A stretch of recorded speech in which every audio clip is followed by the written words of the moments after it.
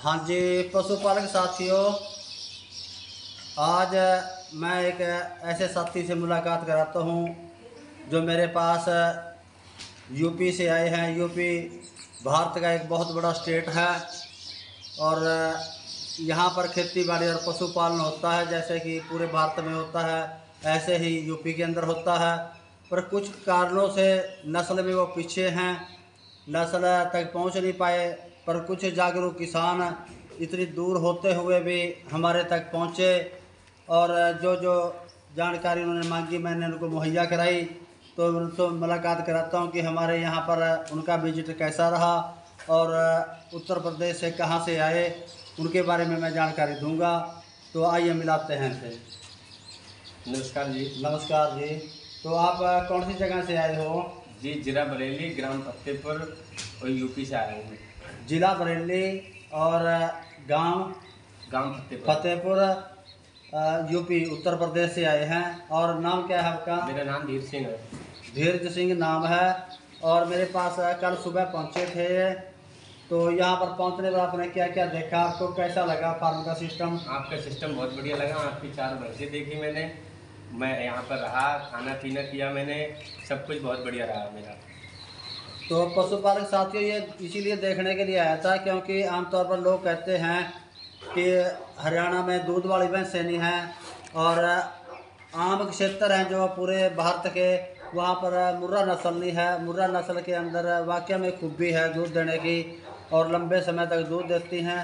तो इसी विषय पर जो जो इनके मनों में सवाल थे मेरे से पूछे और मैंने इनको बताया कि चारा वगैरह पूछा, इन्हें चारा वगैरह कैसे डालते हैं। तो हमने बताया कि 2 टाइम डालते हैं, सुबह और शाम को।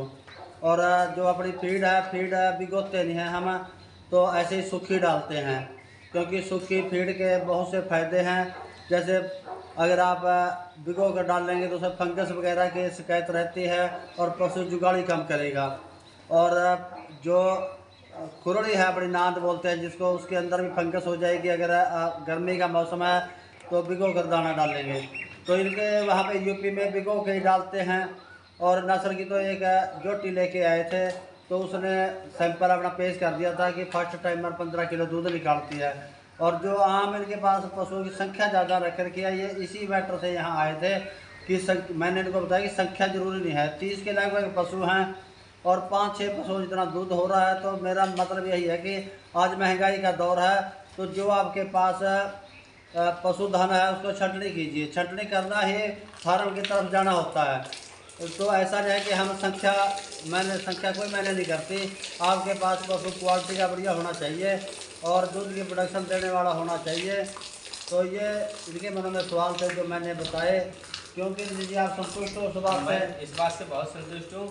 आपके पशु भी बहुत बढ़िया लगे मुझे, रहना खाना सब कुछ बढ़िया लगा। तो पशुपालक साथियों, आज मेरे यहाँ से जा रहे हैं तो मैं इसको बस स्टैंड के लिए छोड़ने के लिए जाऊँगा। और मुझे बहुत खुशी हुई कि मेरे से पूछने के लिए कोई आता है। आमतौर पर जो यूट्यूबर हैं वो फ़ोन नहीं उठाते और मैं दूसरे यूट्यूबरों से भी कहना चाहूँगा, देखो अगर उस समय नहीं उठा सकते तो मैसेज छोड़ देगा। आपके पास कोई मान करता है, मान करके ही आप मैसेज छोड़ देगा या फ़ोन करेगा, तो आपका फर्ज भी बनता है उनको जो आपके पास जानकारी है, जानकारी मुहैया कराने का। मैं ऐसा तो नहीं कहूँगा कि मैं हर बात में परफेक्ट हूँ या ज्ञानी हूँ। तो जो मेरे पास ज्ञान है, इतने लंबे समय से पशुपालन कर रहे हैं, तो मैंने इनको 2 दिनों में सारा बताया। क्योंकि हर किसान का फर्ज बनता है कि मेरा जो भाई किसान साथी है, पशुपालक है, वो जानकारी के बाद में किसी घाटे में न चल जाए। पशुपालन तो वैसे ही घाटे का सौदा लोग कहते हैं। लोग इसलिए कहते हैं क्योंकि उनके पास बढ़िया नस्ल का पशु नहीं है और लंबे समय तक दूध नहीं देता है और फीड मैनेजमेंट उनका बढ़िया नहीं है।